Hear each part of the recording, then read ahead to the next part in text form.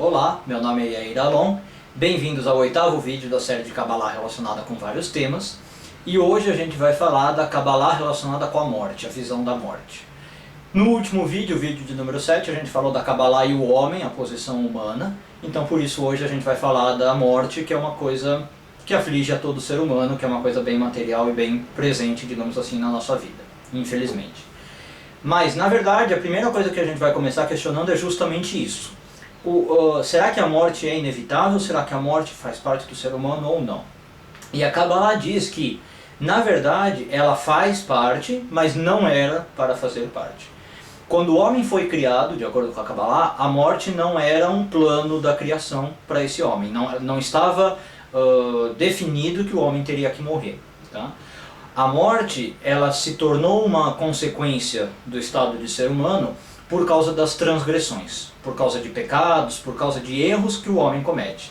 E como a gente sabe metaforicamente pela Bíblia, o primeiro homem a cometer o pecado, ou cometer um erro, foi Adão. Então, na verdade, foi por causa de Adão, por assim dizer, ou por causa do pecado de Adão, que a morte se instaurou no mundo.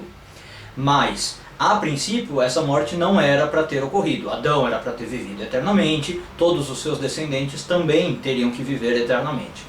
A morte é decorrência disso.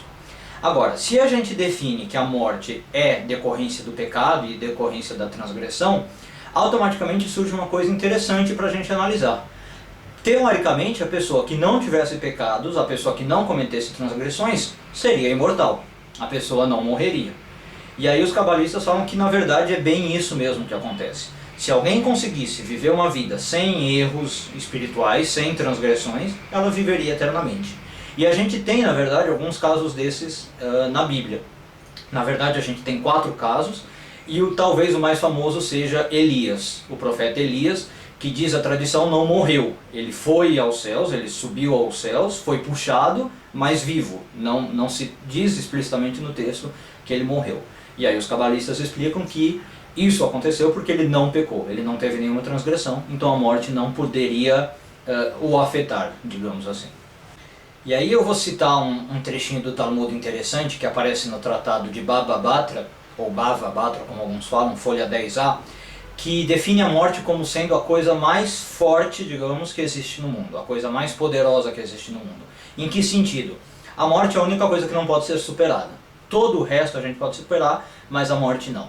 E como é que isso está dito no Talmud? Eles falam assim: a montanha é uma coisa forte, mas o ferro consegue desbastá-la. Ou seja, se eu pegar uma picareta eu consigo ir desfazendo essa montanha. O ferro é uma coisa forte, mas o fogo consegue derreter. O fogo é uma coisa forte, mas a água consegue apagar. A água é uma coisa forte, mas a nuvem carrega as águas. As nuvens são uma coisa forte, mas o vento transporta elas. Os ventos são fortes, mas o homem consegue contê-lo dentro de si, consegue conter os ventos dentro do corpo. O homem é forte, mas o terror consegue dominar o homem. O terror é uma coisa forte, uma sensação forte, mas o vinho consegue eliminar esse terror, deixando a pessoa num estado de alegria. O estado de alegria causado pelo vinho, a embriaguez, é forte, mas o sono consegue curar isso. E o sono é um estado profundo, é um estado forte, mas a morte o supera. Então esse trechinho do Baba Batra, do Talmud, mostra como a morte é a única coisa que não tem superação por nada. Todas as outras coisas possuem um elemento que os domina ou que os supera. Como a montanha tem o ferro, o homem tem o terror tem o vinho. Mas a morte não tem nada que a supere, nada que pode ser a controlar, digamos assim. E uma questão interessante que aparece no Talmud e nos estudos de Kabbalah é o seguinte: os rabinos identificaram, eles falaram que existem 903 tipos de morte no mundo. E aí a gente se pergunta por que 903, né? Por que eles chegaram nesse número, de onde eles tiraram esse número? E na verdade isso é tirado de um versículo dos Salmos, do capítulo 68, versículo 21, onde está escrito Le'Hashem Amonai Lamavet Totsaot.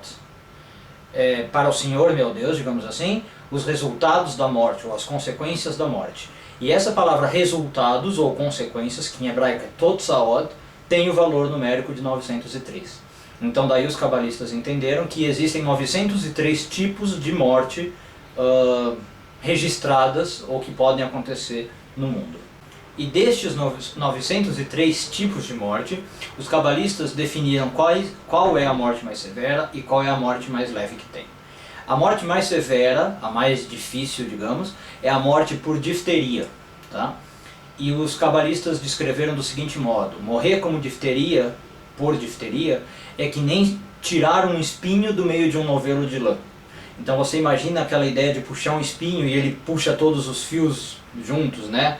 Você sente aquele arranhar. Dizem que é isso que a pessoa sente também com difteria na garganta, por dentro, né? Uma queimação no corpo. E essa morte por difteria é similar, então, pelos cabalistas, a arrancar um espinho do novelo de lã. Por outro lado, a morte mais leve é o que se chama morrer pelo beijo da morte. O beijo da morte é a morte que acontece quando você se aproxima demais de Deus.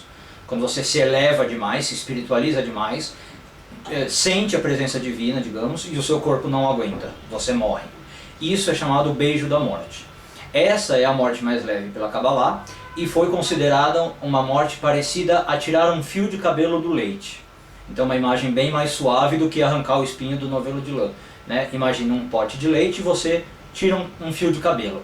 É assim a morte pelo beijo da morte, por se aproximar demais de Deus. Então com isso a gente chega no fim do nosso 8º vídeo sobre Kabbalah e a morte. Espero que vocês tenham gostado.